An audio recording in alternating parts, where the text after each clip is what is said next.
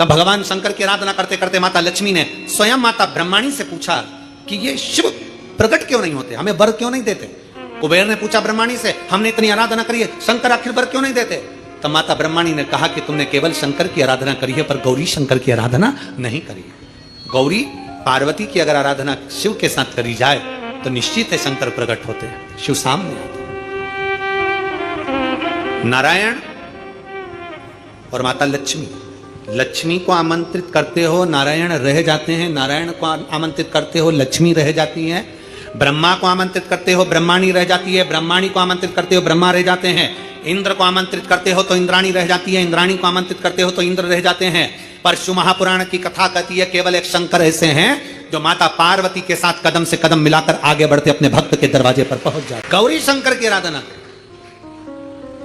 तो लक्ष्मी जी बोली मैं इतने समय से शंकर को जल चढ़ा रही हूं, मैं इतने समय से शिव पर जल चढ़ा रही हूं, शंकर प्रसन्न नहीं होते। भगवान माता ब्रह्माणी ने कहा शंकर को जल चढ़ाकर अगर हाथ की इन मुद्राओं को, हाथ की अंजलि को, हाथ को अगर थोड़ा सा भी आप जलाधारी पर स्पर्श कर देते हो तो वो जल पार्वती और शिव दोनों को समर्पित होकर पार्वती जी उसको स्वीकार कर लेती है कि इसने मुझे भी जल चढ़ाया है। केवल स्पर्श मात्र, जैसे ये शिवलिंग है, जैसे ये शिवलिंग है, ये जलाधारी है, इस जलाधारी का जो गोल भाग है, चौकोर भाग है जलाधारी का, उसका मात्र जल चढ़ाने के बाद स्पर्श मात्र कर लेने पर भी पार्वती और शिव की आराधना का पूरा फल हमें प्राप्त हो जाता है। प्रदोष काल में एक बड़ी सुंदर बात आती है। प्रदोष काल 24 तो 12 महीने की और अधिक मास की 2, 26 प्रदोष का फल, 26 प्रदोष का फल एक क्षण में प्राप्त हो जाता है। एक क्षण में। कब? कहा जिस दिन प्रदोष का दिन हो, 26 प्रदोष में से कोई भी प्रदोष का दिन हो और प्रदोष काल में आप अपने घर से जल और एक हाथ में घी का भरा हुआ दीप लेकर जिस दिन शंकर के मंदिर में जाते हो, शंकर को जल चढ़ाकर हाथ का स्पर्श जलाधारी पर कर कर शिव मंदिर में दीप प्रज्वलित कर देते हो, 26 प्रदोष का पुण्य फल उसी क्षण प्राप्त होगा। 26 प्रदोष का फल एक ही दिन में, एक ही क्षण में प्राप्त हो जाता है। 26 प्रदोष।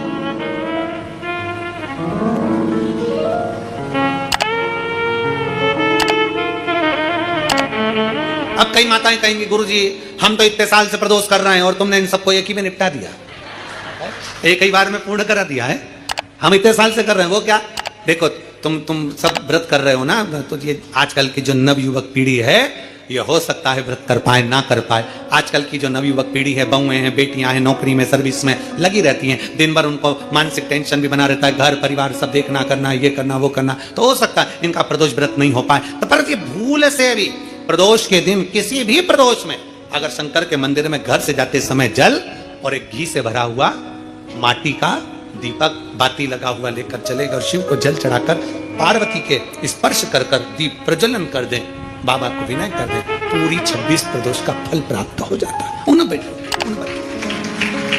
नहीं है। शिव तत्व की प्राप्ति, भगवान शंकर की प्राप्ति और शिव महापुराण का बड़ा सुंदर संवाद करा। विष्णु दास भगवान शंकर के मंदिर में झाड़ू लगाना, पोछा लगाना, भगवान शंकर के मंदिर में सेवा करना, नारायण के मंदिर में गए तो नारायण के मंदिर में सेवा करना। सनातन धर्म हमें सिखाता है हम देवताओं को ना तोड़ें, ये हमारा सनातन धर्म सिखाता है। हम देवताओं से दूर ना हो, ये हमारा सनातन धर्म सिखाता है। कई लोग कहते हैं हम कृष्ण वाले हम यहाँ नहीं जाएंगे, कोई कहता हम शंकर वाले हम राम के मंदिर नहीं जाएंगे, कोई कहता हम राम वाले हम नारायण के मंदिर। नहीं, ऐसा नहीं है। हमारा सनातन धर्म कहता है शिव की पंचायत में 5 देव हैं, इसलिए सनातन धर्म में सब देवताओं को प्रथम कहा गया है, सबको प्रणाम, सबको नमन। कभी भी किसी भी देवता को नीचे नहीं दिखाया गया कि राम बड़े, कि कृष्ण बड़े, कि शंकर बड़े, कि ये बड़े, कि वो बड़े। किसी पुराण में, विष्णु पुराण पढ़ोगे उसमें भगवान विष्णु को प्रथम कह दिया गया, वेद व्यास जी ने शिव महापुराण में शंकर को प्रथम कह दिया गया, राम कथा सुनोगे तो राम जी की प्रथमता कही गई, कृष्ण कथा सुनोगे तो कृष्ण की प्रथमता कही गई, देवी भागवत सुनोगे तो देवी की प्रथमता कही गई। प्रत्येक पुराण में देवता की प्रधानता कही गई। कई लोगों के मन में संशय हो जाता है कि जिसने पुराण लिखा उनको सब चीज सोच लेना थी, कम से कम एक को प्रथम कर देना था, बाकी कोई दूसरा तीसरा चौथा कर देना था। पर जिसने पुराण की रचना करी उसकी चित्तवृत्ति में कोई ऊपर कोई नीचे नहीं था, इसलिए उनको वेद व्यास जी कहते हैं उन्होंने सब देवताओं को सम कहा है, सब देवताओं को समता है, उनके अंदर भेद नहीं, उनके अंदर समर्पण का भाव और सबकी समता है, सबकी समता। और हम तो आपसे भी कहेंगे आप कभी भेद ना करिए। और यहां तक कहते हैं हम कथा के माध्यम से कि अपने को हल्का फुल्का मत समझिए, तुम सब भारी हो। जो चीज हल्की होती है ना वो छूट जाती है, जो भारी होती है वो छूटती नहीं है। भारी से मतलब महंगी, सस्ती छूटती है, महंगी नहीं। 3 लाख की घड़ी हाथ में पहन लो, 3 लाख की घड़ी कहीं छूटेगी? 50 रुपए की छूट गई। 2 लाख का मोबाइल जेब में रख लो। वो रुद्राक्ष उत्सव में जब आते हो और घर के लोग कहते हैं मम्मी मोबाइल ले जा, और मम्मी कहती है कीपैड ला दे। कोई इतना बड़ा जो होता है, इतना छोटा सा है, छोटा सा, उसमें ना तो ये कुछ भी फालतू फालतू चीजें जो चलती हैं, व्हाट्सएप कुछ नहीं चले, बस इतना सा। हाँ, कहाँ पहुंच गई? कुबेरेश्वर धाम। कब आएगी? बस वो इतना सा। और वो मान लो वो वाला लेके आती, बड़ा वाला 1.5-2 लाख का, कहीं छूटता नहीं। पर वो छोटा सा था, नहाने गई, छूट गया तो कोई बात नहीं, महंगा नहीं छूटा। मोबाइल की कीमत है तो मोबाइल नहीं छूटता, घड़ी की कीमत है तो घड़ी नहीं छूटती, चेन की कीमत है तो चेन नहीं छूटती। उसी तरह संसार में जन्म लिया है, अपने आप को हल्का मत समझो, सस्ता मत समझो। मेरे भोलेनाथ ने तुमको कीमती बनाकर भेजा है तो तुम्हारी भी कीमत है। घर आकर अगर किसी को बताओ, किसी रिश्तेदार को बताओ बहू सुंदर है, ये नहीं बल्कि ये गुणगान गाओ कि मेरी बहू संस्कारित है, सम्मान करने वाली है, आदर करने वाली है, संस्कारित है। तो मेरे घर की बेटियां जब सुने कि बहू संस्कारित है तो घर की बेटियां भी सोचे कि अब मुझे भी अपने ससुराल में जाकर सम्मान संस्कार धारण कर कर जाना है, आदर करना। अब तुमने गुणगान गाया, इतनी सुंदर बहू उसकी है कमला, तेरी बहू क्या सुंदर, क्या सुंदर, क्या सुंदर। अब मालूम पड़े कमला की बहू थी तो सुंदर। छोटी सी गोली शरीर के रोग समाप्त कर देती है, तो छोटी सी मीठी बोली हमारे हृदय के दुख को भी समाप्त कर देती। क्या चाहिए किसी को? क्या चाहिए? एक बूढ़े व्यक्ति से पूछो, क्यों? बूढ़े व्यक्ति से पूछना, पिताजी से, घर के बुजुर्ग से, घर के बूढ़े व्यक्ति से पूछना, पापा तुमको गाड़ी दिला दे 4 व्हीलर अच्छी जोरदार। पिताजी कहेंगे क्यों पागलपंती करता है रे, मेरे को क्या करना 4 व्हीलर से। फिर बूढ़ी मां से पूछो, मम्मी ओ मम्मी चल तुझे सोने के हार दिला देता हूं, कंगन दिला देता हूं, सुंदर सुंदर सोने की रकम बनवा देता हूं, बनारसी साड़ी दिला देता हूं। बूढ़ी माँ कहेगी रे क्यों हंसी उड़ाए संसार में, अब बुढ़ापे में मैं इतना सामान पहनूंगी क्या, बनारसी साड़ी वगैरह, बहू को दिला, बेटों को दिला। बूढ़ा व्यक्ति क्या चाहता है? 4 व्हीलर गाड़ी नहीं। बूढ़ा व्यक्ति तुमसे 4 चक्के की गाड़ी नहीं मांगता। बूढ़ा व्यक्ति तुमसे केवल पूरे 24 घंटे में 4 मिनट प्रेम से बातें मांगता है कि मेरे पास बैठो और मुझसे बात करो। बूढ़ा व्यक्ति क्या चाहता है? तुमसे धन दौलत संपदा बूढ़ा व्यक्ति नहीं चाहता, पर 4 मिनट मेरे पास बैठकर मेरे से 4 बातें तो करो। घर में बहू है, 4 मिनट तो मेरे पास बैठे, घर के बच्चे तो मेरे पास बैठे, 4 मिनट कोई बैठने को तैयार नहीं। 4 चक्के की बात तो जाने दो, 4 गाड़ी की बात तो जाने दो, 4 शब्द प्रेम के अगर बोलोगे तो बूढ़ा भी जाता, बुजुर्ग व्यक्ति नहीं जाता। शिव तत्व कह रहा, विष्णुदास और चोल राजा दोनों शिव की आराधना, दोनों नारायण की आराधना कर रहे हैं, इनमें कोई भेद नहीं मानते वो।